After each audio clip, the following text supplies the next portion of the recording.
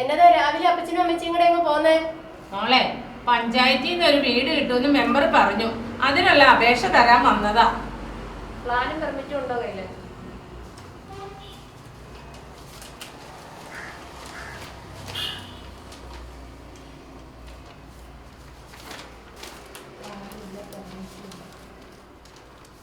രാവിലെ തന്നെ കയറി വന്നോളൂ. പ്ലാനും ഇല്ല, പെർമിറ്റും ഇല്ല.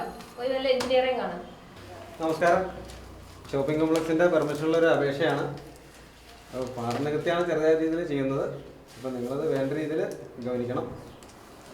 അതിന്റെ അപേക്ഷ എല്ലാം ഓക്കെ അല്ലേ? പിന്നെ എന്തിനാ ഇനി ഇതിന്റെ ഒരു ആവശ്യമില്ലല്ലോ.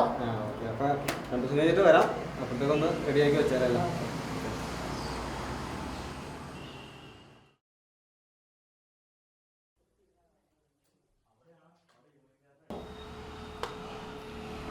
അപ്പച്ചനും അമ്മച്ചി ഇരിക്കൂ.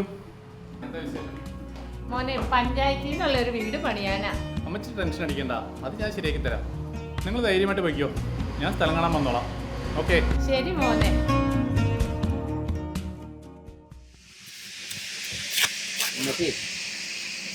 സിമെന്റൊക്കെ തീരാറായി. എന്നെ ചെയ്യാനാ മോനെ? കയ്യിലെ പൈസ എല്ലാം തീർന്നു. പഞ്ചായത്തിൽ നിന്ന് കിട്ടിയ പൈസ മുഴുവൻ തീർന്നു.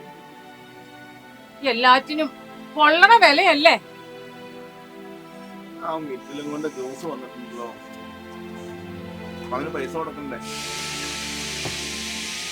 ഒരു കാര്യം ചെയ്യും, നിങ്ങള് എന്നെ ഈ മാല കൊണ്ടുവച്ച് കൊടുക്ക. എത്ര നാളാന്നോർത്താ ആ കൊച്ചിന് പൈസ കൊടുക്കാതെ ഇരിക്കുന്നത്.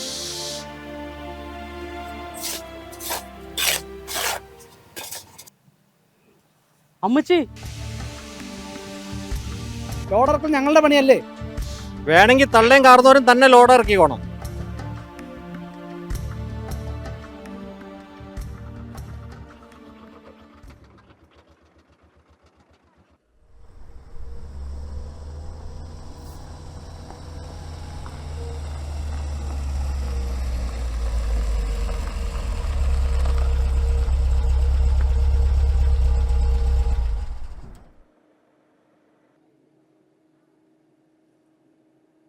കൊച്ചുദ്രസിയല്ലേ?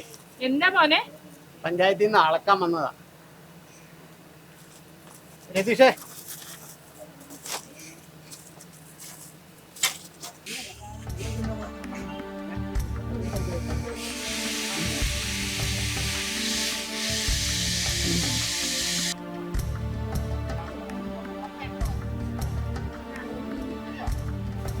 അമ്മച്ചി, ഇത് ഏരിയ കൂടുതലാണല്ലോ, മൊത്തം പെശകാണല്ലോ പണത്ത് വെച്ചേക്കണേ.